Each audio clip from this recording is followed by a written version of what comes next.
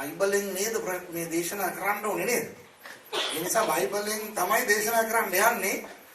හැබැයි බයිබලෙන් කියවෙන සමහර දේවල් වලට අමතරව මම ගොඩාක් ඔයගොල්ලන්ට හිතන්න කරන්න යනවා. ඒත් එක්ක මම ඉතිහාසයත් ඔයගොල්ලන්ට කියලා දෙනවා. මොකද අපි දැනගන්න ඕනේ අපේ දෙවියන් වහන්සේ ඉතිහාසය පාලනය කරන දෙවියන් වහන්සේ. ආමෙන්. ආමෙන්. අපේ ඇදහිල්ල ඓතිහාසික ඇදහිල්ල. අපි නිකන් මේ මිත්‍යාවාද වලින් පිරිච්ච කට්ටියක් නෙවෙයි. අපිට දෙවියන් වහන්සේ දීලා තියෙන බයිබලය ඓතිහාසිකව ඔප්පු කරන්න පුළුවන් ලස්සන වචනයක්. ඒ නිසා අපේ බයිබලයේ සිදුවෙච්ච සිදුවීම් අපිට ඒ බයිබලයේ කියලා තියෙන තැන් වලට ගිහිල්ලා අපිට පුරාවිද්‍යාවෙන් හොයාගෙන විද්‍යාවෙන් ඒවා ඔප්පු කරගෙන ඉතිහාසය හරහා ඒවා තහවුරු කරගත්ත දේවල් තමයි අපේ බයිබලයේ තියෙන්නේ. බයිබලයේ හිටපු රජවරුන්ගේ නම් කිව්වහම ඉඳලා ඇති ඒ වගේ කට්ටිය එහෙම කියලා නෙවෙයි අපි කියන්න පුළුවන්කම තියෙන අපිට පුළුවන්කම තියෙනවා ඒව ඇත්තටම හිටියා. හරිද? ඇත්තටම හිටියා මෙන්න මේමයි හිටියේ. ඒක ඓතිහාසිකව ස්ථිර කරන්න පුළුවන් ලස්සන බයිබලයක් තමයි දෙවියන් වහන්සේ අපිට දීලා තියෙන්නේ. ඒත් එක්ක අපිට දැන් ඉස්සලා කවුද කෙනෙක් මම ඇහුවා මට මනෝවිද්‍යාව දන්නවද? ප්‍රතිදී නේද ඇහුවේ. දැනගෙන ඇහුවද නැත්නම් නිකන් ඇහුවද? නෑ ડોක්ටරේට් එකේ මනෝවිද්‍යාව සමහර කීදෙනෙක් දන්නවද මම මනෝවිද්‍යාව වෛද්‍යවරයෙක් කියලා? දන්නේ නැත්තේ කවුද? ඒක මම දැනගෙන හිටියා ඒක. හිටියා හරි. ඔව් දැන් මම අද කතා කරන්න යන්නේ ඒකේ ගොඩක් මනෝවිද්‍යාවක් මම දාන්න යනවා ඔයගොල්ලන්ට. ඔයගොල්ලන් මෙතනට ගෙනියලා මට හිතන්න කරන්න. මොකද බයිබලෙත් මනෝවිද්‍යාව ගොඩක් තියෙනවා. මනෝවිද්‍යාව කියන්නේ අපුරු දෙයක් නෙවෙයි. ඒක ඇත්තටම විද්‍යාවක්. හරිද? මොලේ කොහොමද ක්‍රියා කරන්නේ? ඒ ආදී වශයෙන් අපි හොයාගෙන කොහොමද ආදී කරන ලස්සන දෙයක් තමයි ඔක දෙවියන් වහන්සේ තේ විතරනේ අපේ මවල තියෙන්නේ නේ. අපිට මොලයක් දීලා තියෙනවානේ. ඉතින් ඒක අධ්‍යයනය කරන එක තමයි මනෝවිද්‍යාව කියන්නේ. හොඳයි මම දැන් කතා කරන්න යන්නේ යේසුස් වහන්සේගේ මරණය. යේසුස් වහන්සේගේ මරණය සිදු වුණානේ යේසුස් වහන්සේව අත්අඩංගුවට ගත්ත වෙලාවේ ඉඳලා. යේසුස් වහන්සේව කුරුසිපත් කරානේ. ඒ කාලය දල වශයෙන් පැය 20යි. හරිද? යේසුස් වහන්සේව ගෙත්සමනේ උයනේදී අත්අඩංගුවට ගත්ත නේද? බ්‍රහස්පතින්දා දවසක රෑ යේසුස් වහන්සේව අත්අඩංගුවට ගත්තා. හරි?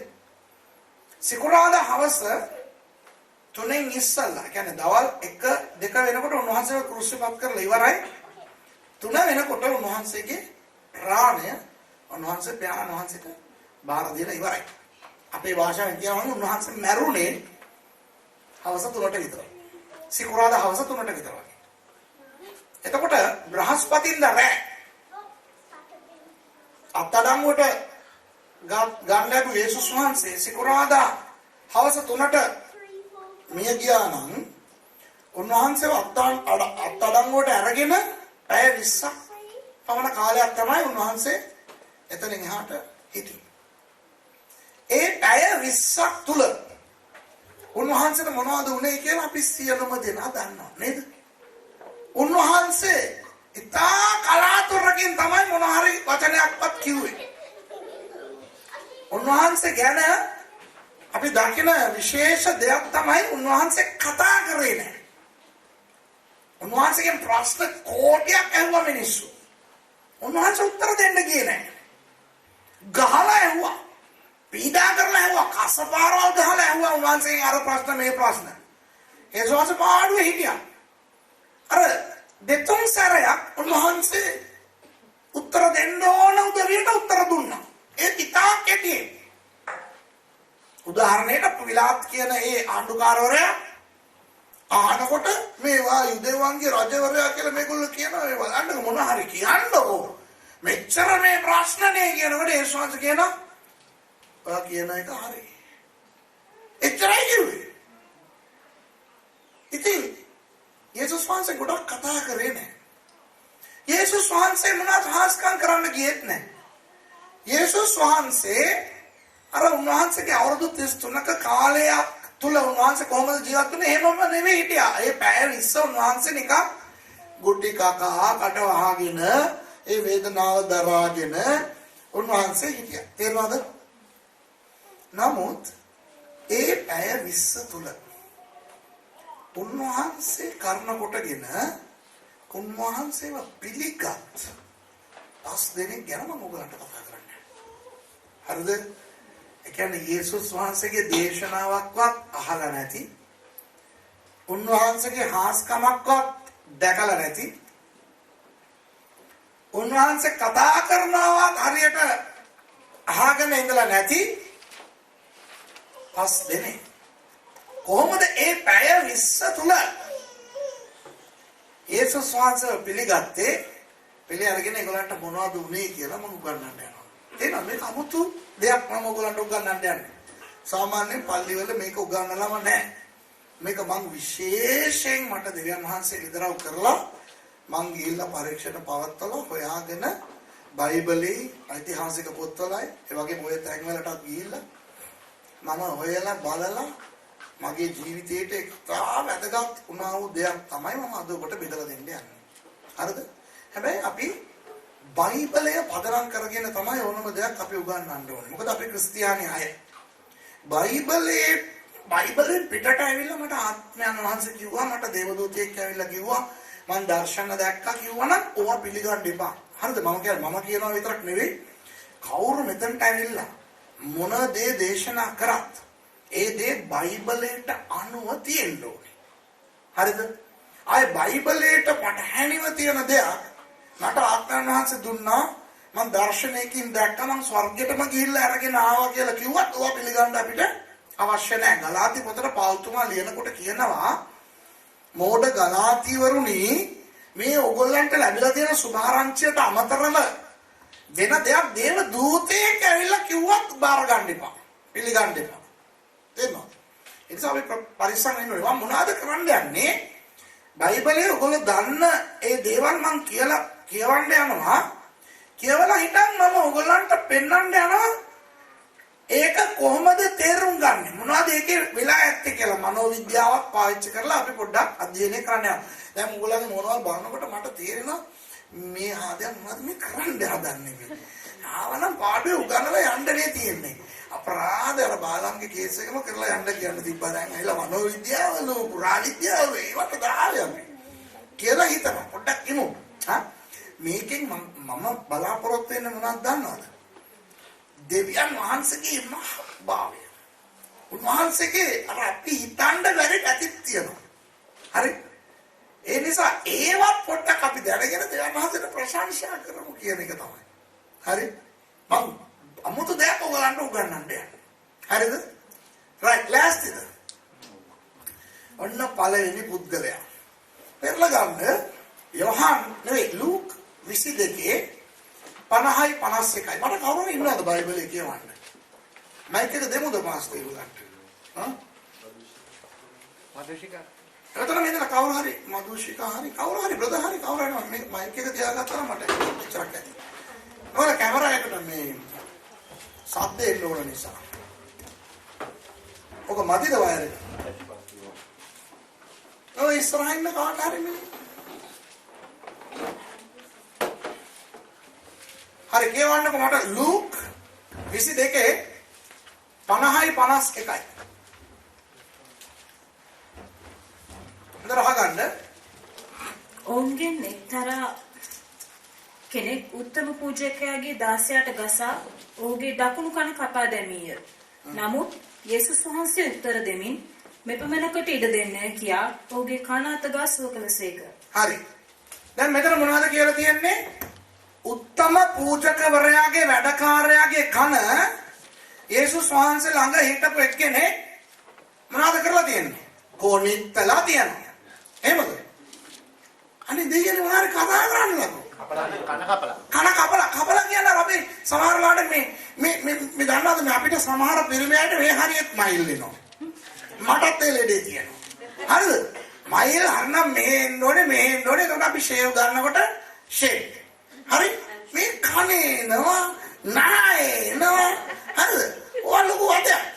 මේ ඉතින් මම බැලුවා මගේ අම්මු මට ආයි පාස්ත සුරේෂ් කියන්නේ නැති වෙයි කණේ මයිලා කියයි. ඒ නිසා ෂේව් ගමු කියලා මං ෂේව් ගත්තා. චුරුස් ගාලා කැපුණා. ලේනෝ හෝ ගාලා. හරිද? දැන් ඒ වගේ මෙතන කන කැපිල්ලක් සිදු වුණාද? මොනවද ඔයගොල්ලෝ හිතන්නේ මොකද්ද ඔක සිංහලෙන් කියලා තියෙන්නේ කොහොමද? මම ඔක සිංහලෙන් කියවලා නැහැ මේ ෆස්ට් ටයිම් මට කවුරු හරි ඔක කියවන්නේ. ආපහු කියවන්න සිස්ටර්. යේසුස් වහන්සේ ළඟ හිටපු එක්කෙනේ ඔවුන්ගෙන් එක්තරා කෙනෙක් උත්තම පූජකයාගේ දාසයට ගසා ඔහුගේ දකුණු කන කපා දැමීය. දකුණු කන කපා දැමීය කියලා කියද්දී ඔයගොල්ලන්ට තේරෙන්නේ මොනවද? කන අහකටම කපලා දාන්න. අන්න කන අහකටම කපලා දැම්ම. කන කැපිලා වැටුණා නේ. රෑ මේ සිද්ධිය වෙන්නේ කොහෙද? ගෙත්සමනේ උයනේ. ගෙත්සමනේ උයනේ සෙනඟ 100ක් 150ක් විතර දැන් ඇවිල්ලා ඉන්නවා යේසුස් වහන්සේව අත්අඩංගුවට ගන්න. එතකොට ඒ සෙනඟ අතර රෝමානු සොල්දාදුවෝ ඉන්නවා, උත්තම පූජකයාගේ නියෝජිතයෝ ඉන්නවා, පොදු ජනයා ඉන්නවා, අර නිකන් අර මේ බලන්න යන්නේ උන් ඉන්නේ. ඒ උනුත් ඉන්නවා. එතකොට ඒ වගේ අය ඉඳද්දී යේසුස් වහන්සේ ළඟ හිටපු හාදේ ගත්තේ නැද්ද පිහිය? දුන්නා ෂොට් එක ඉස්සරහම හිටපු එක්කෙනෙක්ගේ කනට තමයි වැදුනේ. මම හිතන්නේ කනට එම් කරලා ගහන්න බෑනේ. මම හිතන්නේ ඔය විසි කරලා ඇති ඔළුවකට කාට හරි පැල්ල ඵලයන් කියලා.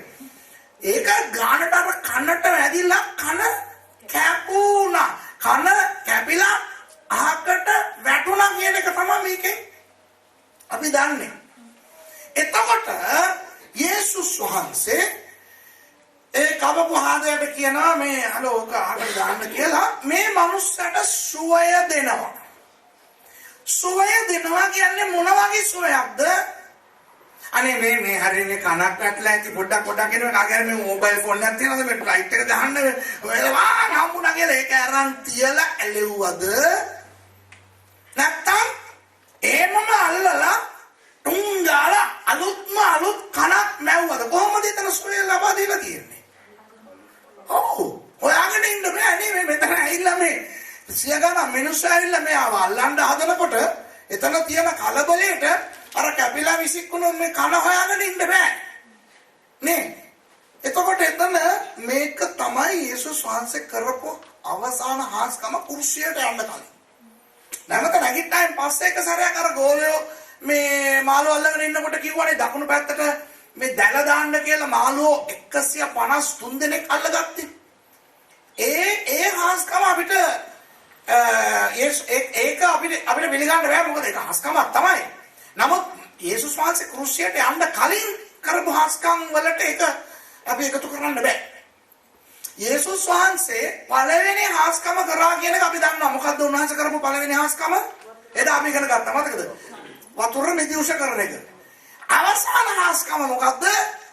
අර වැඩකාරයාට කනවවලා දෙන එක. දෙන එක. තේරුණාද? දැන් මෙතන මම කවුරු ගැනද දන්නවද කතා කරන්න යන්නේ? අර කන කැපුණු හාදයා ගැන. හරිද? දැන් ඔයගොල්ලෝ හිතන්න ඇයි ඕනේ නැති දේවල් මේ පාස්ටර් සුරේෂ්ට වෙලා තියෙන්නේ? ඇයි මේ එක එක ගැන හොයන්නේ? දාවිත්ලා ගැන, සාවුල්ලා ගැන, පේත්‍රුස්ලා ගැන කතා කරන්න පුළුවන් කියලා. මට මෙතන මේ ප්‍රශ්නේ ආවේ මේ ලූක් නිසා නෙවෙයි. යොහන් නිසා. දැන් ලූක් පොතෙන් අපි කියවුවානේ. ඒක කිසිම ප්‍රශ්නයක් නෑ මට. ඒක සාමාන්‍යයෙන් විය හැකි ಗುಣ සිද්ධිය. හැබැයි මට ප්‍රශ්නේ මතුනේ ඔය කතාව යොහන් පොතෙන් කියවනකොට යොහන් 18 මෙන්න මේ වගේ කතාවක් කියනවා. 18 වෙනි පරිච්ඡේදයේ 10 වෙනි පදේ යොහන් මෙන්න මෙහෙම ඒ කතන්දරේ මෙන්න මෙහෙම කියනවා. කියවන්න. එවිට සීමොන් පේත්‍රස්ට කඩුවක් තිබුණෙන් ඔහු ඒක ඇද උත්තම පූජකයාගේ දාසයාට ගසා ඔහුගේ දකුණු කන කපා දැමීය.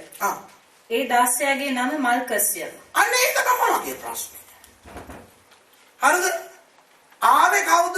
ඔය කන කැපුණේ කාගේද? වැඩකාරයෙක්ගේ.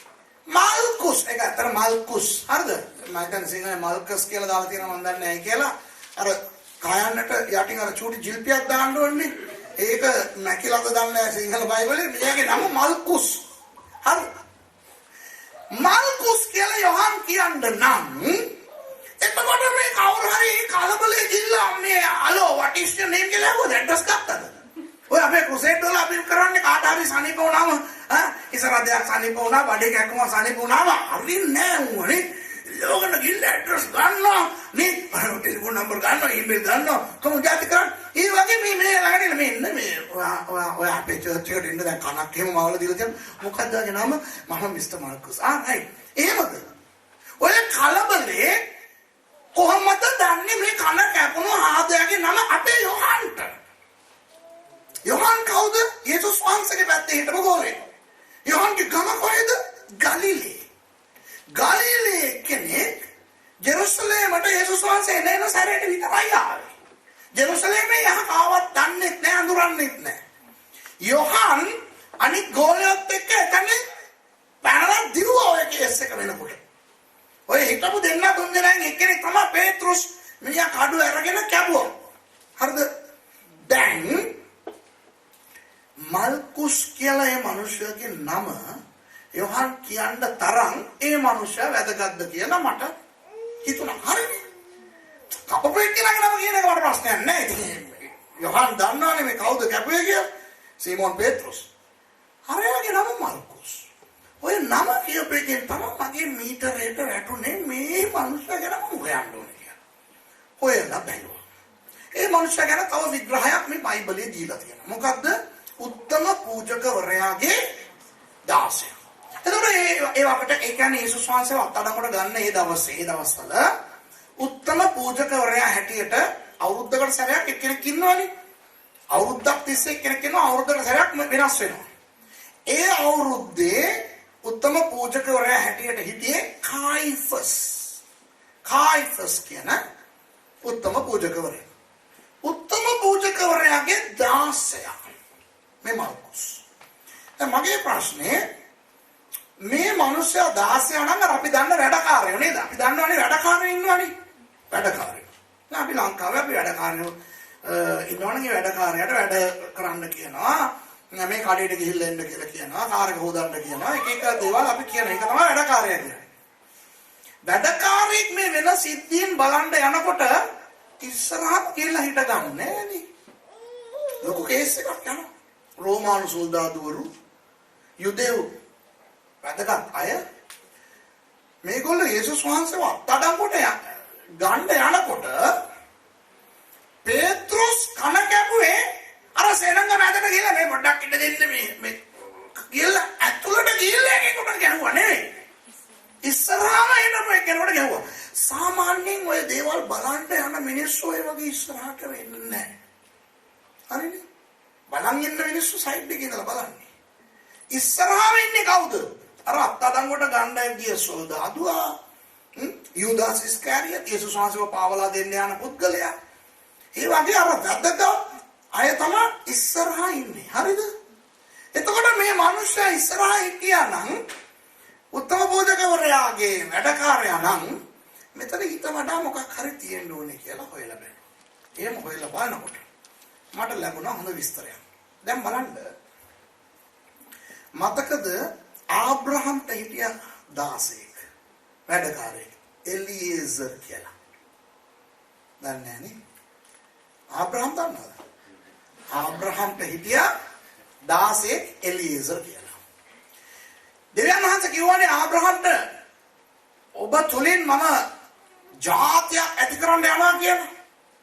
ආබ්‍රහම් වයසට ගිහිල්ලා නිසා ආබ්‍රහම් හිතුවා දෙවියන් වහන්සේ මේ මගේ પરම්පරාව ගෙනියන්න යන්නේ මේ වගේ දාසයා තුලින් කියලා. මගේ ඊළඟ මේ මට පස්සේ මගේ නම ගෙන යන්නේ මේ එලියේසර් කියලා හිතුවා.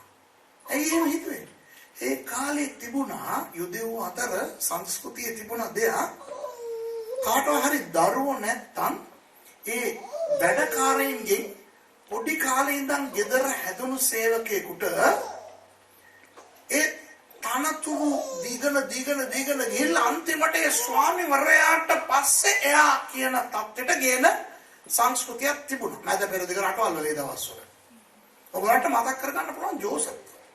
මතකද ජෝසප් පොතිපර් කියන මිනිහයාගේ ගෙදරට වහල්ලෙක් හැටියට වික්කා. වහල්ලෙක් හැටියට එයා එතන ඒ ගෙදරට ජොයින් වුණේ. නමුත් ඒ වහල්ලා උසස් වීම ලබලා යම් තත්යකට ආවා. පොතිපර් කියනවා හලෝ මේ මුළු නිවසේම මගේ භාර්යාව හැර ඔබට හැම දෙයක් පිළිබඳවම අයිතිවාසිකම් තියනවා කියලා. දැකලා තියෙනවද උපත් පොතේ? එතකොට ඒ සමහර වැඩකාරයින්ව එක්කෙනෙක්. ඒගොල්ලෝ ඒ තත්ත්වයට ගේන සංස්කෘතියක් තමයි මේ යුදෙව් සංස්කෘතිය සහ මැද පෙරදිග සංස්කෘතිය. අපිට ඕවා දන්නේ නැහැ මොකද අපි ශ්‍රී ලංකාවනේ. ලංකාවේ ඉපදිච්ච දාය නම් අපේ ගෙදර වැඩකාරයෙක් හැටියට කවුරු හරි හිටියා නම් වැඩකාරයා තමයි. කවදාවත් වැඩකාරයා දරුවා ඉන්නේ නැහැ. හරි නේද? අනන්ත අප්‍රමාණව අපිට කතන්දර දන්නවා මොකද්ද? ඔහොම ගෙදර හැදිලා ගෙදර දුවත් එක්ක සෙල්ලම් කරපු වැඩකාරයා ඒ දුවව ලව් කරපුවාම නම්ම මුන් ඒක මරන්න එළවන හැටි අපි දැකලා තියෙනවා. ඔයගොල්ලෝ ක්‍රිස්තියානි නිසා ඔයගොල්ලෝ දැකලා නැතුව ඇති මම ඕවා ෂෝ වල බලලා තියෙනවා. චිත්‍රපටි වල රෙක්ස් කොඩිපිල්ලා වගේ කට්ටිය මේ වගේ පුච්චුම එළවන එක මම දැකලා තියෙනවා. අත black and white colour show වල ඔවා තියෙනවා. හරිද? ඔයගොල්ලෝ ඔවා දන්නේ නැහැ. මොකද ඔයගොල්ලෝ හැම වෙලේම දේව වචනේ නේ ඔයගොල්ලෝ බලන්නේ. හරිද? කලාතුරකින් මං වගේ ඕවත් බැලුවා නම් ඕවත් දැනගත හැකියි. අපිට ওই සංස්කෘතිය නැති නිසා අපි දන්නේ නැහැ. අඩේ මේව සංස්කෘතියක් තියනවා කියලා. දැන් මොහොම සංස්කෘතියක් තියනවානේ. ඒ සංස්කෘතියේ මේ මාල්කුස් කියන හාදයා කායිෆස්ට කවුද කියන එක තමයි අපි ඉස්සෙල්ලා නිගමනය කරන්න ඕනේ. අර අපි හිතන විදිහේ දහසෙක්ද නැත්නම් උතර වෙන මොකක් හරි එකක් තියනවාද කියලා. තේරෙනවද ඔයගොල්ලන්ට? ඒ තව එකක් මං කියලා දෙන්නම්. යුදෙව්වන්ට තියනවා මේ නම් අර්ථවත්ව තබන සිරිත. නම් තියනවා නේද? දැන් අපි නම් තියනකොට ස්ටයිල් එකට මොඩර්න් එකට නේ තියන්නේ. දැන් මේ දවස්වල සිරිපාල සිරිසේන ඉන්න කවුරු හරි ඔයගොල්ලන්ගේ දරුවන්ට සිරිසේන තියනවා. මේ ෆ්‍රාන්ස් වල ඔයගොල්ලන්ගේ ළමයි ඉපදෙනකොට එහෙම ඔයගොල්ලන්ගේ දුවෙක් ඉපදුණා සිරියාවති කමලාවති කවුරුද තියනවද? නෑනේ. දැන් මොඩර්න් වෙලා ඔක්කොම නිකන් අර මොකද්ද අයියෝ ඒවා ඕනේ නැහැ. පස්සේ ඒ වගේ නමක් මේ තිබ්බනම් පස්සේ ඒක ලොකු ප්‍රශ්නයක් වෙනවා. හරිද? මොඩ්නේ ද යුදෙව්වන්ට මොඩ් වැඩක් නැහැ. ඒගොල්ලෝ අර්ථයක් බලලා තමයි නම් කියන්නේ. උදාහරණයක් දෙන්නම්කෝ. ඔන්න ඊසක්ගේ භාර්යාව රෙබේකා නිඹුල්ලෝ යාට ඉපදුනා. මතකද ඒක? මොකලගේ මොනවද බලනකොට මොනවද දන්නේ නැහැ වගේ. හරිද? මේ බලන්න. රෙබේකාට නිඹුල්ලෝ හම්බෙනවා. ඉස්සල්ලාම දරුවෙක් එනවා. ඒ දරුවාට නම තිබ්බ මොකක්ද තිබ්බේ නම? ඒසාව්. ඒසාව් කියන ඒ හෙබ්‍රේව වචනේ සිංහල තේරුම මොකක්ද දන්නවද කවුරු හරි? නෑ. ඒසාව්. ඔයා යාකෝබ් ගැන කතා කරන්නේ. ඒසාව් මගේ සිංහලෙන් මං කියන්නද? ඇඟේ මයිලා. සමහර දරුවෝ ඉපදිනවා දන්නවද ඇඟේ ගොඩක් මයිල් එක. හරිද? හෙබ්‍රේව භාෂාවෙන් මේ ඔයගොල්ලෝ දන්නවද දන්නේ මම හෙබ්‍රේව භාෂාවෙන් බයිබල් කියවන මිනිස්සෙක් නිසා මට ඒක තේරෙනවා. හරිද? ඒ සාව කියන්නේ මොකක්ද දන්නවද? ඇඟ පුරා මයිල් තියෙන එක. ඉතින් ඇඟ පුරා මයිල් තියෙන එක කියලා පහක් කියනවා වෙනවට ඇඟේ මයිල්. කියලා කිව්වම වැඩි ඉවරයි. ඒක තමයි ඒ සාව කියන්නේ. තේරුණාද? ඇයි ඒ බබාගේ ඇඟේ ගොඩක් මයිල් තිබ්බා. ඒ දරුවා එළියට එනකොටම ඊළඟ එක්කෙනා එනවා එළියට. එයාගේ කොහොමද දන්නවද? මේ ඉස්සරහා යන මේ ඇඟේ මයිල්ලගේ කකුල අල්ලගෙන, පිළිඹු අල්ලගෙන. ඒ ආදර මොනවද නම තිබ්බේ? යාකෝබ් කියලා තිබ්බා. සිංහලෙන් යාකෝබ්. යාකෝබ් කියලා කියන්නේ මොනවද? කකුලෙන් අල්ලා ගන්නවා. මේක ඍණාත්මක අර්ථයක් තියෙනවා. කකුලෙන් අල්ලගන්නේ මේ මොනවද හොඳ දෙයක් කරන්නේ නෙවෙයිනේ. අල්ලනවා කියන්නේ ඇද්දා ඒව වට්ටන්න නේද? එතකොට යාකෝබ් කියලා කියන ඒකේ තේරුම ඍජුවම කකුලෙන් අල්ලන්න. නමුත් තවත් ඒකේ අර්ථය රවට්ටන්න. තේරුණාද? රවට්ටන එක. ඔන්න ටික කාලයක් ගියන් පස්සේ දෙවියන් වහන්සේ මේ යාකෝබ් කියන මේ රවට්ටන ආදයට ආශිර්වාද කරනවා. ආශිර්වාද කරනකොට දැන් ආයේ ඒ නම තියාගෙන ඉන්න බෑ. වෙනස් කරන නම. මොකක්ද නම? ඊශ්‍රායල්. ඊශ්‍රායල් කියන නමට අර්ථ දෙකක් තියෙනවා. එක දෙවියන් වහන්සේගේ රජ කුමාරයා දෙවෙනි එක දෙවියන් වහන්සේත් එක්ක බොර කන්නා. ඒ නම තිබ්බා. ඔය ඒසාව ලොකු වුණායින් පස්සේ එයාගේ නම වෙනස් වුණා. දන්නවද ඔයගොල්ලන්ට? දවසක් එයා මේ මහන්සි වෙලා එනකොට මේ යාකෝබ් මේ සුප් එකක් හදාගෙන ඉන්නවා දැක්කා. ඇවිල්ලා ඇහුවා අයියෝ රතු පාට මොකක්ද ඒක කියලා. අන්න සුප් එකට රතු පාට කිව්වා කියලා මෙයාට රතු කියලා කිව්වා. දැන් අපි සිංහල කොල්ලෝ ඉන්නවා දන්නවා රතු කියලා. ඉස්සෙල්ලාම රතු කියලා නම ගත්තේ සිංහල කොල්ලෙක් නෙවෙයි. ඒසාවට රතු කියලා නම දුන්නා. ඇයි දන්නවද? අර සුප් එක වල රතු කියලා කිව්වට. ඔන්න යුදෙව් සංස්කෘතිය. යේසුස් වහන්සේ සීමෝන් කියන එක්කෙනෙක්ව පේත්‍රුස් කියලා නම වෙනස් කරා. එන්නද? බාබිලෝන් වලට අල්ලගෙන ගියා දානියෙල්, අසරියා, අනනියා, මිෂායල් කියන 4 දෙනෙක්. නම් වෙනස් කරා. දානියෙල්ට කිව්වා බෙල්තෙෂාත්සාර්. අනනියා, මිෂායල්, අසරියාට කිව්වා ශාද්‍රක්, මේෂක්, අබෙද්නෙගෝ. ඔය වගේ නම් වෙනස් කරන සංස්කෘතියක් දිහා තමයි අපි දැන් බලාගෙන ඉන්නේ. දැන් ඒ අයගේ සංස්කෘතිය අනුව ඔන්න කායිෆස් ඉන්නව නේද අපි උත්තම පූජකවරයා. එයා වැඩකාරයෙක්ව දැන් ගන්නවා. වැඩකාරයා එනවා. ඔය මොකද්ද නම? මල්කුස්. මල්කුස් කියවන මොකක්ද දන්නවද තේරුම? දෙවියන් වහන්සේ විසින් පත් කරන ලද රජා. ඒක නිකන් අර හයිෆයි නමක්. තේරෙනවද? එතකොට කායිෆස් කියයි හලෝ ඔය නම තියාගෙන වගේ ළඟ වැඩකාරයා වෙන්න බෑ. මම නම වෙනස් කරනවා කියලා මොකක් හරි පහත් නමක් දෙනු ලබන්න ඕන. ඔක තමයි ඒගොල්ලන්ගේ සංස්කෘතිය. හරිද? එහෙම නැතුව මෙයාගේ නම තාම මල්කුස් නම් එහෙමනම් අපි හිතන විදිහේ වැඩකාරයෙක් වෙන්න බෑ මෙයා. මෙයාලු 16 අරයාගේ 16 අලු ඒ වුණාට නම මල්කුස්ලු. ඒ කියන්නේ මෙයා අර අපි හිතන වර්ගයේ ගණේ 16 නෙවෙයි. මොකක්ද අර ආබ්‍රහම්ට එලියස්. පොතිපර්ට ජෝසප් වගේ. කායිෆස්ට මල්කුස්. ඊට පස්සේ තව මම ඔය හෙව්වා. මොකද්ද උනේ උතන කියලා. කායිෆස්ගේ මාලිගාවේ කායිෆස්ට පස්සේ හිටපු නායකයා තමයි මේ මල්කුස් කියන්නේ. කායිෆස්ට 16. අනිත් අයට ලොක්කා. කායිෆස්ගේ ඇසිස්ටන්ට්. දැන් තේරෙනවද ඔයගොල්ලන්ට? කායිෆස්ට 16. දැන් බලන්න අපේ සභාවේ ඉන්නවා ඇසිස්ටන්ට් පාස්ටර්. හරි මගේ ඇසිස්ටන්ට් පාස්ටර්ලා ඉන්නවා. දැන් ඇසිස්ටන්ට් පාස්ටර්ලා මටනේ ඇසිස්ටන්ට්. සභාවේ ඉන්න ඇදහිලිවන්තයින්ට කවුද ඒගොල්ලෝ? පාස්ටර්ලා. දැන් මම නෑ. මම ෆ්‍රාන්ස් වල. දැන් ලංකාවේ මෞකාවේ සභාවේ පාස්ටර් කවුද? ඒ ඉන්න ඇසිස්ටන්ට් පාස්ටර්. දැන් කවුරු හරි මොකක් හරි ප්‍රශ්නයක් කියලා මේ අහනකොට මාව හොයන්න බෑනේ. මං වෙනුවට එතන මගේ ආධිපත්‍ය ඇතුව මගේ රාජකාරිය කරන්න මා විසින් පත් කරන ලද්දේ මාගේ 16. නමුත් ඒ අයට ඒ 16 නෙවෙයි නායකයා. ඒතකොට ගෙත්සෙමනේ උයනේ යේසුස් වහන්සේව අත්අඩංගුවට ගන්න ඔය පිරිස එනකොට එතන උන්න මේ මල්කුස් කියන හාදයා එතන හිටපු කාටවත් පහත් නෙවෙයි. එතන හිටපු සියලුම දෙනාට නායකයා. යේසුස් වහන්සේව අත්අඩංගුවට ගන්න කාටද ඕනෑකම තිබුණේ? කායිෆස්ට. මොකද යුදෙව් චෝදනාව මේ ඉල්ල කළා තියෙන්නේ. යුදෙව්වන්ගේ දෙවියන් වහන්සේට විරුද්ධව දේවල් මේ පුද්ගලයා කරනවා කියලා අත්අඩංගුවට ගන්න. ඒ නිසා කායිෆස් තමයි ඔතනට ඇවිල්ලා යේසුස් වහන්සේව අත්අඩංගුවට ගන්න ඕන. කායිෆස් වෙනුවට කායිෆස්ගේ මාලිගාවෙන් එවන ලද නායකයා තමයි මල්කුස්. දැන් තේරෙනවද ඔයගොල්ලන්ට? තේරෙනවද?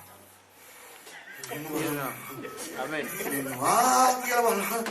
ඕ අහන්න නෙවෙයි ඔය අපි අහන්නේ තමයි සෝනා. එහෙම බලනවද?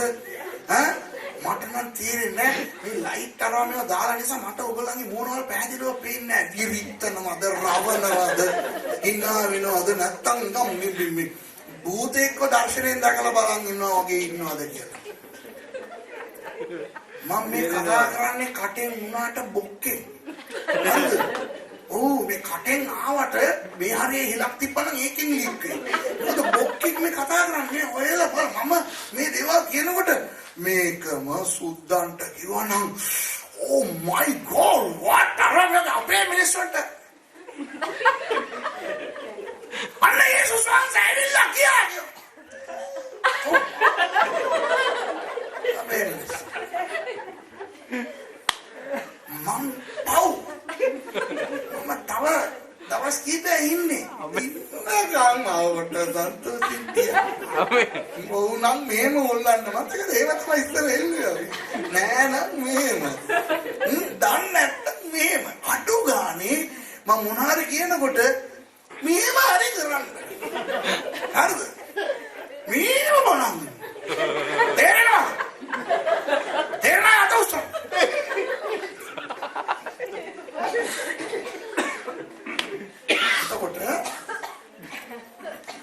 බොරුවට ගහ ගන්න බෑ මම දන්නවා බොරුවට ගහ ගන්න කියලා. දැන් උගලට තේරෙනවද කායිෆස් වෙනුවට එතනට ආපු පුද්ගලයා මාල්කුස්.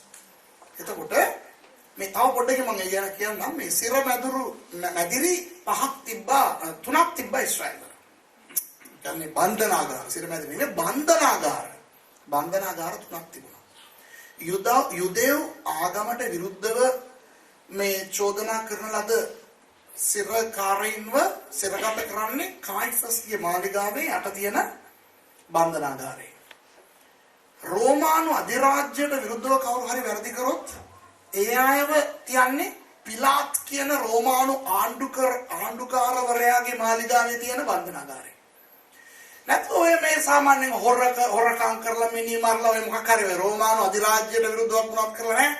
ආගමට විරුද්ධව වුණත් කරලා නැහැ. නිකන් අර සමාජ මේ වැරදි කරපු අයව හිර කරලා තියන්නේ හෙරොද් රජතුමාගේ මාලිගාවේ තියෙන මේ බන්ධනාගාරය. එතකොට දැන් යේසුස් වහන්සේව ආගමික චෝදනාවක් මත පමණක් අත්අඩංගුවට ගත්තොත් උන්වහන්සේව මරන්න බෑ. උන්වහන්සේව මරන්න නෙමෙයි අයට ඕන වෙලා තියෙන්නේ. මරන්න නම් රෝමානු අධිරාජ්‍යයට විරුද්ධව යේසුස් වහන්සේ මොනවාරි කරා කියලා මේගොල්ලෝ කියන්නේ. ඒකයි මේගොල්ලෝ අර කායිසර්නේ රජතුමා. එතකොට යේසුස් වහන්සේ මමයි රජා කියලා කිව්වා කියලා රෝමානු අධිරාජ්‍යයට විරුද්ධව එහි ඉන්න කායිසර්ට විරුද්ධව මේ යේසුස් වහන්සේ දේවල් කරා කියලා යුදෙව්වෝ රෝමානුවරුන්ගෙන් ආයාචනා කරලා එවිල මෙයාව අල්ලගන්න කියලා. එතකොට පිලාත් විසින් රෝමානු සොල්දාදුවෝ යවනු ලබනවා යේසුස් වහන්සේව අත්අඩංගුවට ගන්න. නමුත් චෝදනා කරන්නේ කායිෆස්ගේ මාලිගාවෙන් නිසා ඒ රෝමානු සොල්දාදුවන්ව එතනට එක් කරගෙන එන මූලිකයා මාල්කුස්. හරිද? ඒතකොට ඉස්සරහාම එනවා. ඒතකොට මාල්කුස් ගැන තව පොඩ්ඩක් අපි කල්පනා කරලා බලමු. කායිෆස්ට යේසුස් වහන්සේව මරන්න ඕන නම් කායිෆස්ටයි එතන ඉන්න යුදෙව් අයටයි යේසුස් වහන්සේව මරන්න ඕනේ මනුස්සයව අල්ලන්න ඕනේ ඒ වගේ යේසුස් වහන්සේට විරුද්ධව ඒ උග්‍ර කෝපය තියනවා නම් ඒ උග්‍ර වෛරය ඒ උග්‍ර කෝපය මල්කුස්ට තිබිලා ඇති නේද? එතකොට උතන්ට ඔය කාණ්ඩේ නඩත්තු කරගෙන උතන්ට ඇවිල්ලා තියන්නේ මේ මිනිස්සුනේ. දැන් අපි දන්නවනේ. දැන් අපි අර නිකන් අර ඉස්සර හිතුවා වගේ අර නිකන් ඔය බලන්න ආපු වැඩකාරයෙක් කියලා හිතන්නේ. දැන් දන්නවනේ කවුද මෙයා කියලා. ඒතර මෙයා යේසුස් වහන්සේ ගැන මොන වගේ ආකල්පයකින්ද උතන්ට ඉන්නේ? අර වෛරය අපිට කවද්ද ඉවර කරන්නේ? කවද්ද අල්ලන්නේ? කවම් විනාශ කරන්නේ? කියලා වරලේ කියලා එහෙම තමයි ඔය මාල්කුස් එන්නේ. එළ ඉස්සරහ ඉඳගෙන යුදාස් කියන්නේ කො එන්නම මොකද කියලා. ඒක යුදාස් කියලා මේ සිපගත්තනේ යේසුස් වහන්සේ ආයි. ඒකට මාල්කුස් තමයි කියන්නේ ඇත්තේ සොල්දාදුන්ට අරන් තමයි එල්ලන්ද කියලා කියන්නේ. එතකොට තමයි අර පේත්‍රුස් අප්සෙට් වෙලා කඩුව අරගෙන දුන්නේ ෂොට් එක. ඔය කන කැපුණාම ඕනම මිනිස්සු මාල්කුස් නේ මොන කයියා වුණත් ඔය වගේ දෙයක් වුණාම කන කැපුවට කමන්නේ අල්ලපන් කියලාගෙන ඉඳීද නැත්නම් අම්මෝ කියලා කන ගැන අවධානය යොමු කරන්න. හිතන්න ඕගොල්ලෝ දැන් අන්න මනෝවිද්‍යාව දැන්. අපිට හිතලා බලන්න. ඔව් කොමර ජිල්ලා ප්‍රෙසිඩන්ට් හිතුවේ නෑ. මේගොල්ලෝනේ කයියෝ වගේ ඉන්නේ කවුද හිතුවේ මේ කණයයි කියලා. කනේ පාරක්වත් ලැබෙයි කියලා හිතන්න බැරි තැනක කන මාගියා. කන පාර. කනේ පාර නෙවෙයි කන පාර. එතකොට මේ මාස හයි හවු මෙතන ලේපෙරෙන් ඇති. හැබැයි එයාට මේක උනේ අනිත් කට්ටියට දෙන්නේ නැහැ. අනිත් කට්ටිය ඒගොල්ලන්ට මේක නෝමල් එකක් නේ. අර අපි කණ්ඩායමක් එක්ක මොකක් හරි විරදි වෙලා කරනකොට කවුරු හරි වැටෙනවා කියලා අපි ඒක බලාගෙන ඉන්නේ නැහනේ. නේ? ඔව්. thank you. කෙනෙක් කියලා ඕකේ. දැන් තේරෙනවද කියන්නේ? ඒ වගේ දැන් එතන හිටපු කට්ටියට ඕනේ ඕකේ කන කැප බලන්න හරි නෝටි වැඩක් කරේ අර. එන්නේ මේ ප්ලාස්ටර් තියනවා ගේන්න කියලා ඔක්කොම යේසුස් වහන්සේව අත්අඩංගුවට ගන්න එක අතහැරලා මෙයාට සාත්තු සප්පාය කරගෙන ඉන්නේ නැද්ද? කවුරුත් ගණන් ගන්න නැතුව ඇති. ඒගොල්ලෝ ආපු වැඩේ කරගෙන යනවා. දැන් ඕඩර් එක ලැබිලානේ තියෙන්නේ අත්අඩංගුවට ගනින් කියලා. දැන් එතනින් පස්සේ බයිබලෙත් කියනවා ඉතිහාසෙත් කියනවා එතනින් පස්සේ ඒ සංස අල්ලගෙන ගිහලා ඉරලා අඳුම් ටික ගහලා ඇනලා කෙල්ල ගහලා උන්වහන්සේ ඇද්දගෙන ගියා කියලා. හැබැයි මල්කුස් ගැන හිතන්න. මල්කුස්ගේ ආත්මේ ප්‍රාණේ ශරීරයයි දැන් මහලු වෙලා. මිනිහට මොන දේවල් හිතේ නැද්ද? මිනිහා දැන් ඒක කැපිලා අයියෝ ගාලා මේක බලන් ඉන්නකොටම මිනිහා අත්අඩංගුවට ගන්න කියලා අන කරපු අර යේසුස් අර කපපේ යන බණිනවා. යේසුස් වහන්සේ පේත්‍රුස්ට බණිනවා. කොහොමද? හරිද? කියලා මෙයාට දෙනවා. ඇරිලා මොනවද කිව්වේ නැහැ මේ රිදෙනවද මේවා විශ්වාස කරන අනිත් අර අවුරුදු 3 ගත්තොත් යේසුස් වහන්සේ ලේසියෙන් ආස්තන් කරනකොට කතා නොකර කරේ නෑ පාත් දාලා කම සෙල්ලම් දාලා මේ හිතනද මේක මට පුළුවන්ද කියලා. දැකලා යේසුස් වහන්සේ ආස්කම් කරන හැටි දැකලා අර අන්ධ ඇවිල්ලා කෑ ගහගෙන දුවේ දෙන්න කියනකොට යේසුස් වහන්සේ පාත් දානවා. තමා විශ්වාස කරනවද මට මේක පුළුවන්? ඒක ඉඳන්නේ දෙයියෝ මෙච්චර වෙලා දුවගෙන එන්නෙමු. ඒ සංස පොඩ්ඩක් මේ කතා කරලා අන්ධකාරයේ තියෙන වෙලාවේ මේ ආලෝකයේ තියෙන වෙලාවේ මම ආවේ මේකට එන්න කතා කියලා තමයි උන්වහන්සේ මොකක්ද එකක් කරන්නේ නේ? මෙතන මාල්කුස්ද කවුද මගේ ගෝලේ පිටත් වෙලා හරිද? ඒත් අපි කරන්නේ මොකද මම මැරෙන්න ආවේ ඒ නිසා තමයි නැත්තම් මට කනනේ හරිද කියලා ඒ සත්‍ය මොනවද කියන්නේ කියන්නේ නැත්තම් මෙන්න අර අපි ආත්මිකව පඩ්ඩන් ආත්මික බණ අනේ බ්‍රදර් කන කැපුවාද යා මේ අලුත් පාස්ටර් කෙනෙක් අවුරුදු 3යි ගණන් ගන්න එපා පස්සේ කාලේ හැදේ මං ගියායින් පස්සේ සුදාත්මේ ඉන්නේ එතන පස්සේ හරියයි මේ එන්නේ අපි ආඥා කරමු කියලා අත අල්ලලා මේ සියලුම දෙනා මාව අත්අඩංගුවට ගන්න ඉස්සෙල්ලා පොඩ්ඩක් ඇස් වහගන්න ඔක්කොම විශ්වාස කරන්න අර කඩුව පැත්තක තියලා අත දික් කරන්න මෙයා කෙරේ කියලා මොනවද කරන්නේ කියන්නේ මොනවත් වචනයක්වත් කතා කරන්නේ නැහැ කෙලින්ම ගියා ළඟට ඇල්ලුවා කන ටුං ගාලා අලුත් කන මවලා දුන්නා දැන් මල්කුස්ට මල්කුස් හොල්මන් වෙන්නේ මිනිහා නම් බලනවා කනක් තියෙනවා කනක් වැටුණා කනක් තියෙනවා තාමලේ මේ ලේ තාමරලේ තෙතමනේ තියෙනවා ලේ මෙතන කන මේ ජම්බ මිනිහා මිනිහා අමුතුම මානසිකත්වයකට වැටෙන්න ඇති නැද්ද? ඕගොල්ලෝ ඉඳලා තිබ්බනම් මොනවද වෙන්නේ? මිනිහා හොල්මන් වෙලා දැන් ඒ සාපේ අදගෙන යනකොට මිනිහා යනවා ආපු වීරයා වගේ නෙවෙයි යන්නේ. අද දැන් අර පිටිපස්සේ අපේ උන් පිටේ ඇඟේ හැප්පි ගන්නේ යන්නේ නැති මිනිහා දෙකෙන්. කලාවද යනවා. මිනිහා තුල යනවා ඇති කල්පනාව අකි මේ මිනිස්සයා මොන මිනිස්සෙක්ද මේ මට අලුත් කලක් නවලා දිලා ඇයි මේ මිනිස්සෙනීම කුටි කන්නේ නේ අඩේ මෙච්චර ලොකු හාස්කේ යට එක ලොකු ඉන්නේ අනිත් අයට ඒක ගානක් නැති වුණාට එයාට ඒක ලොකුයි නේ. ඒතකොට එයා මේ හිතනවා මේ මම කන අල්ලලා මට කනත් රිදෙනවා. ඕගොල්ලන්ට කියලා දෙන්න කියලා. හරිද? මිනිහා කන අල්ලලා මේ අල්ලගෙන මිනිහා හිතනවා ඇති. අඩේ මෙච්චර බලයක් තියෙන පුද්ගලයෙක්. එහෙනම් අර අපිට මිනිස්සු ඇවිල්ලා කියපු කතා ඇත්ත. මෙයා සුව කරනවා. මෙයා අමුතු පුද්ගලයෙක්. එහෙනම් මේ කුටි කන්නේ. විවිධාකාර හැඟීම් මිනිස්සුන්ට තියෙන නැති ඔය ගෙට්සමනේ ඉඳලා කායිෆස්ගේ මාලිගාව වෙනකන් යන ඔය ටිකට මිනිස්සයා නිකන් මං හිතන්නේ උතන අමුතුම විදිහේ පිස්සෙක් වගේ කම්පනය ෆුල් අප්සෙට් වෙලා මේ මල්කුස් යන්නේ ඇති. කායිෆස්ගේ මාලිගාවට ගියාම කායිෆස් කියන්නේ මල්කුස් thank you හරිනේ වැඩේ. මොකද බල්ලේ අද අර අපට මහන්සි ඔය ඉඳගන්නේ කොකපාරුවා ගෙනේ තේරුණාද? ඔක තමයි උතර වෙන්නේ නැත්තේ. මං හිතන්නේ මල්කුස්ට පුළුවන්කම තිබිලා ඇති කියලා කාත් එක්කවත් වචනයක් හරි කතා කරලා පාන් කියලා කියා ගන්න බැරුව ඉන්නේ ඇති කන අල්ලගෙන මිනිහා. හරිද? ඒ වගේ තත්ත්වයේ උඩ ඔය මිනිස්සයා දැන් කායිෆස්ගේ මාලිගාවට ගියා. ඔන්න ඔතන යේසුස් වහන්සේට ගහනවා. කෙල ගහනවා. උන්වහන්සේට අපහාස කරනවා, නින්දා කරනවා. උන්වහන්සේට විවිධ දේවල් ඒගොල්ලෝ චෝදනා එල්ල කරනකොට එතන අනිවාර්යයෙන්ම තමන්ගේ ස්ථානයේ ওই මල්කුස් ඉන්න ඕනේනේ. එයාගේ ස්ථානය කොහෙද? කායිෆස් ඉඳගෙන හිටියනම් දකුණු පැත්තේ හිටගෙන ඉන්න ඕනේ මෙයා.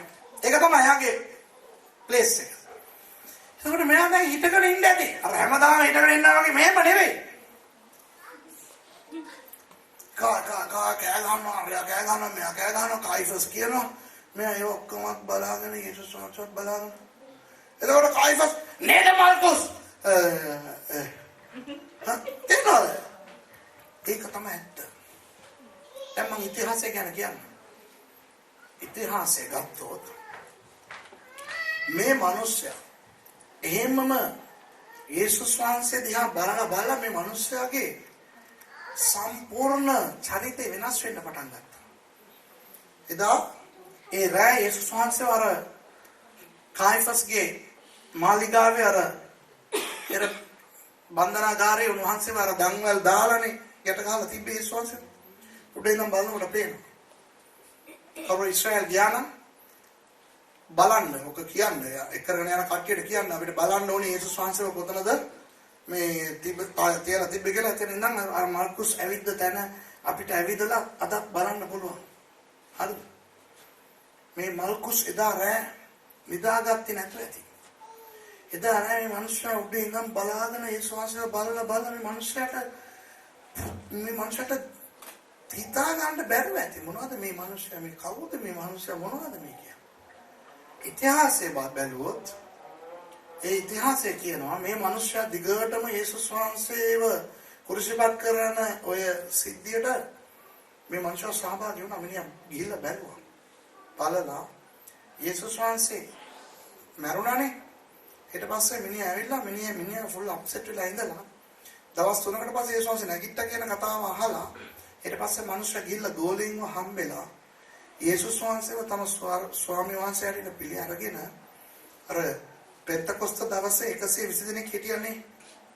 සුදාත්ම වහන්සේගේ බෞතිස්ම ලබා ගත්තේ. ඒගොල්ලන්ගෙන් එක්කෙනෙක් මේ මල්කුස් කියලා ඉතිහාසයේ සඳහන් වෙනවා. දැන් ඕක බයිබලේ නෑ. ඒ නිසා පිළිගන්න ඕනේ නෑ.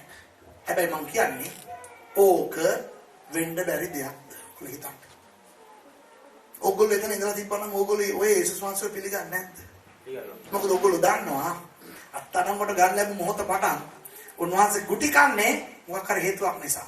යේසුස් වහන්සේට පුළුවන් ඔය හැම කෙනාම විනාශ කරලා උන්වහන්සේට බේරෙන්න පුළුවන්. මේ බලය තියෙනවා. මේ මගේ කන ඒකට සාක්ෂි. ඒ වුණාට මෙයා කරන්නේ ඒ නිසා මේ මනුෂ්‍ය මවිත වෙලා පුදුමයටපත් වෙලා ඔය යේසුස් වහන්සේව පිළිගත්තා කියන එක තමයි ඉතිහාසය. ඉතිහාසය කියනවා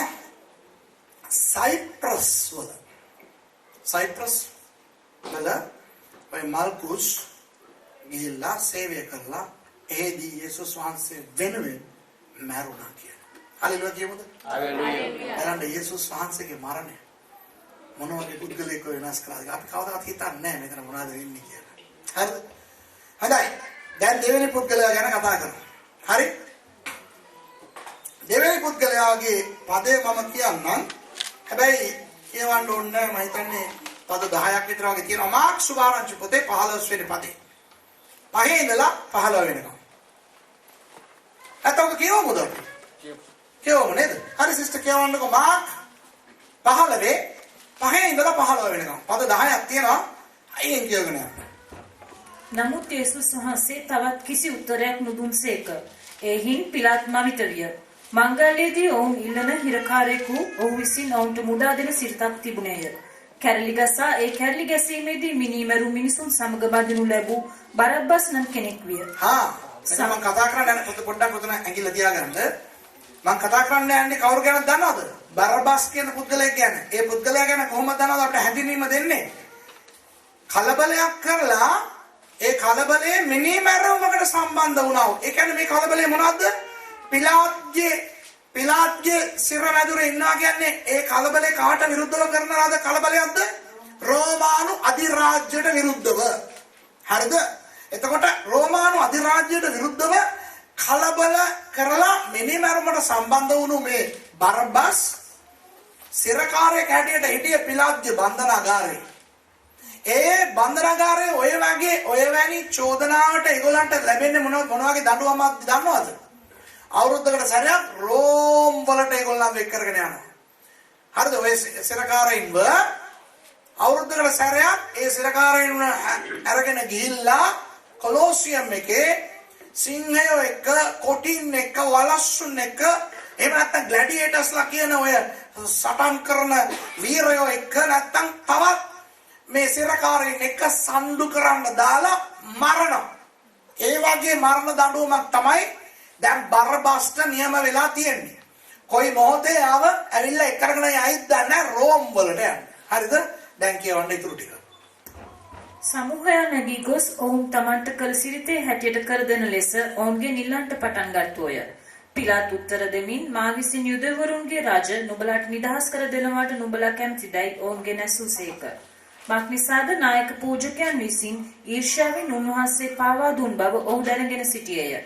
නමුත් එසේ නොවන ඔහු විසින් බරබ්බස් ඔවුන්ට මුදා දෙන පිණිස නායක පූජකයෝ සමූහයා පෙළඹෙව්වෝය. පිලාත් නැවත ඔවුන්ට උත්තර දෙමින් එසේනම් යුදෙවරුන්ගේ රජයයි නුඹලා කියන්නා වූ මොහුට කුමක් කරන්නයි කීය.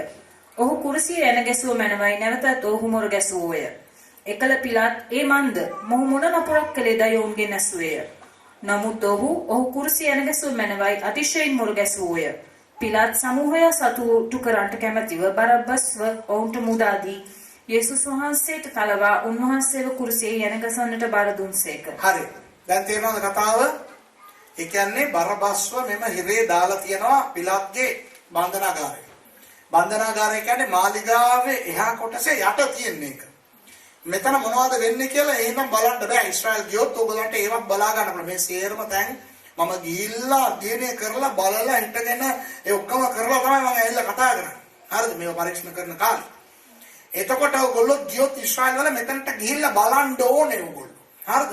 ඕවා නෝට් කරගන්න. ඊශ්‍රායල් කවුරු හරි කාත් එක්ක ගියත් කමක් නැහැ. ඕවා නෝට් කරගෙන ඕවා පෙන්වන්න කියන්නේ. බොරුවට ඔය පල්ලි ගණන් ගිහිල්ලා පල්ලි පෙන්නලා ඉන්නේ නැතුව මේවා පෙන්වන්න කියන්නේ. යන්න මේ දේශනාවත් අහලානේ ඉන්නේ. ගිහිල්ලා ඔතන ඔය වගේ තැන්වල හිටගෙන කල්පනා කරලා බලන්න මොන වගේ දේවල් සිදු වුණාද කියලා. දැන් බරබ්බස් ඉන්නවා දැන්. මිනිහා ඔය පිලාත්ගේ මාලිගාවේ ගැට ගහලා තියෙනවා.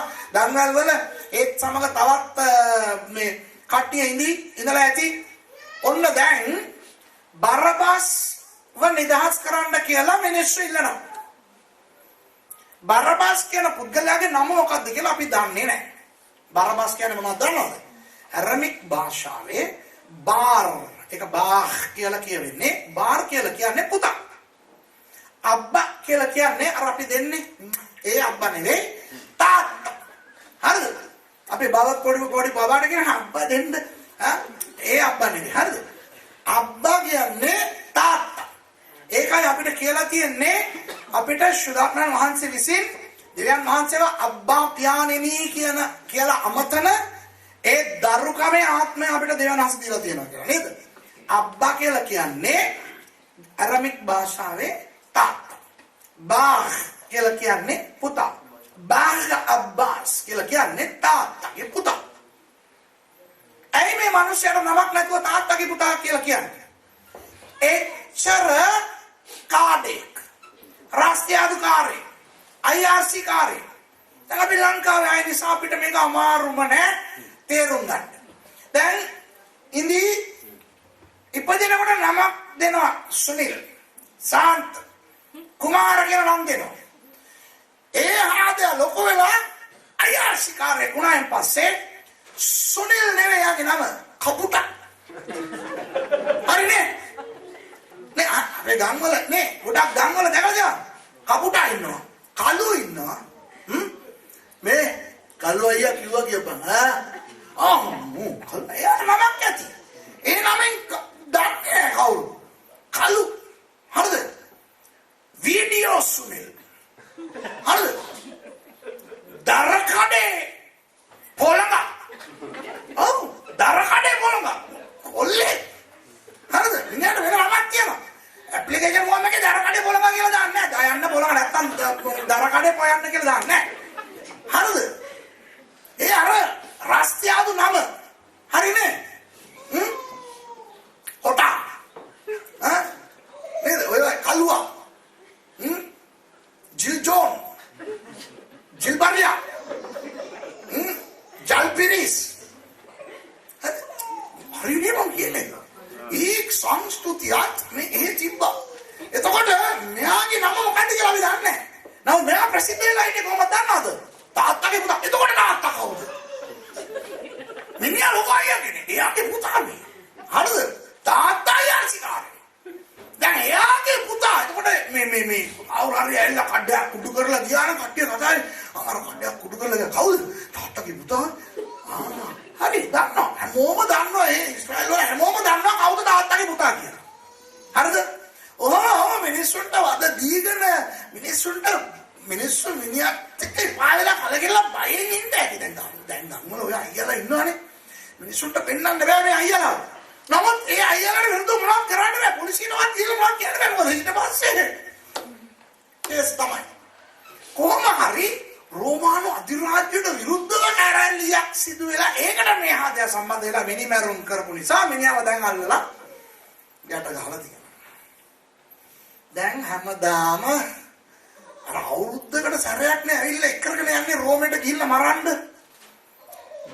දින නියමයක් දෙන්නේ නැහැ නේ. දින නියමයක් නොමැතිවනේ බන්ධනාගාරගත කරන්නේ. එතකොට බරබස් දන්නේ නැහැ. අර හැම සැරේම අර සෝදාදුව එන අර කකුල් අඩි සද්ද ඇහෙනකොට හිතයි අම්මෝ අද මාව ගෙනියන්න වෙන්නේ නැති ඉන්නේ කියලා. හරිද? ඔන්න ඔය වගේ දෙයක් තමයි මෙතන සිදු වුනේ. දවසක් ඔන්න සෝදාදුව එනවා. ඊට බරබස් හිතලා ඇති බරබස් ළඟ හිටපු තවත් සිරකාරයෙකුට කියන්න ඇති මචෝ අද අපි ඉවරයි වෙන්න ඇති බං කියලා. ඒ වගේම ඇවිල්ලා මේ මිනිස්සුව විතරක් ගලවගෙන යනවානේ. මේ මිනිස්සු හිතලා ඇති ඉවරයි බං අයියෝ අපරාධ කියාගෙන යනකොට ඔන්න ගෙනියනකොට දකිනවා පිලාත් හිටගෙන ඉන්න අර පැත්ත බලාගෙන. මිනිස්සුන්ගේ ගෝසාව ඇහෙනවා. බරපස් හිතලා ඇති මොකද්ද මේ අමුතු මොකද කේස් එකක් යනවා ඇති. මොකද හොගාලා මිනිස්සුන්ගේ සද්ද අර පිලාත් අතන ඉන්නවා. ඉතින් අර ටික අර කකුලේ දංගල් දාලා අතේ දංගල් දාලා මේ යනකොට බලන දකිනවා පිලාත් එහා පැත්තෙන් තවත් හාදෙක් හිටගෙන ඉන්නවා. කවුද? අපි දන්නවා යේසුස් වහන්සේ කියලා. දැන් බරපස් බලනකොට දකිනවා කවුද? තව මෑන් කෙනෙක් හිටගෙන ඉන්නවා. කොහොම හරි මෙයා එතනට ගියාම පුදුමෙන් පාත් වෙන්න ඇති බරපස් අර පිලාත් කියපු කතන්දරේ. මොකද්ද? පිලාත් අහනවා මිනිස්සුන්ගෙන් මේ ඕගොල්ලෝ වෙනුවෙන් මම එක්කෙනෙක්ව නිදහස් කරන අවුරුද්දකට සැරයක් නිදහස් කරන සිරිතක් තියෙනවනේ. බරපස්ව නිදහස් කරන්නද නැත්නම් යුදෙව්වන්ගේ රජා කියලා ඔයගොල්ලෝ කියන මේ මනුස්සයව නිදහස් කරන්නද කියලා. බරපස්ට මොන දේවල් හිතෙන්නේ නැද්ද කියලා ඔයගොල්ලෝ පොඩ්ඩක් හිතලා බලන්න ඕන මනෝවිද්‍යාව දැන්. මනුෂ්‍ය මෙහෙම හිතලා ඇති. අඩේ පිලාත් අහනවා නම් මාව නිදහස් කරමුද අරමෑන්ව නිදහස් කරමුද කියලා. අරමෑනුත් මං වගේ පොරක් වෙන්න ඕනේ. දැකලා නැහැ. නේ මට බලන්න ඇති කවුද? මොකයි ගෑන්සේ හිටියක් දන්නේ නැහැ. තවත් පැත්තක හිට රාජ පොරාදේ මං වගේම තවත් පුරක් කියලා තිබුණා අපි අහුවෙන්න ඉස්සලා අපි ජොයින් වෙලා තිබ්බනම් එකට කොටක් ගේම් දෙන්න තිබ්බනේ. ඒවත් හිතලා ඇති. නේද? ෂා. පුර බලනකොට පොඩ්ඩක් තරුණ පාට අවුරුදු 33යි නේ යේසුස් වහන්සේට. ඔළුවේ කවේ මේ කටුවේවත් දාලා තියෙනවා. සෑන්ඩලේ යනවා. හැබැයි පොර ස්මාර්ට් එකට හිටගෙන ඉන්නවා. හරිද? දැන් මිනිහා එක දෙයක් දන්නවා. මොකද්ද? ඔය පිළාත් අහනවානේ මෙයාව අරින්නද මෙයාව අරින්නද එක්කවත් කියන්නේ නැහැ වරබස්ව අරින්න කියලා. ඒක දන්නවා. ෂොක් වුණා මිනිහා මිනිස්සු සේරම කෑ ගහනකොට බරබස් නිදාස් කරන්න බරබස් නිදාස්. මට ආදරේට නෙමෙයි. මට වඩා ධර්මයක වෙන්නේ නැතිව. ඒ කියන්නේ මාවම මුන්ට වෙන්නන්න බෑ.